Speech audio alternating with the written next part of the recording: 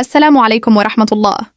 تزامنا مع كل حدث رياضي ينتظر المنتخب الوطني لكرة القدم، تتوتر العلاقات ويكثر القيل والقال، وهذا ما حدث اليوم قبل كأس إفريقيا المترقبة باشتياق كبير.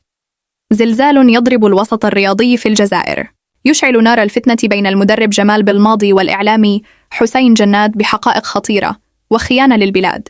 لكن قبل البداية، إذا كنت مواطن جزائري حر ومتفق معنا على أن الشعب الجزائري هو الشعب الأول في البلد الأول الذي يقف نصرة لفلسطين، فستضغط من فضلك على إعجاب وتدعو لإخواننا بالنصر على الصهاينة ومن ساندهم من العرب المنافقين، والصلاة والسلام على رسول الله.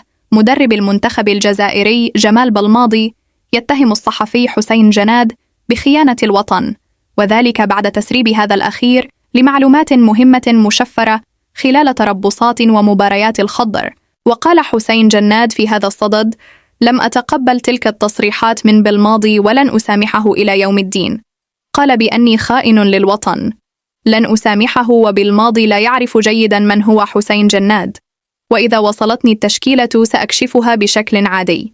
فمثلا مباراة الصومال الأخيرة كانت لدي القائمة وكشفت نصفها.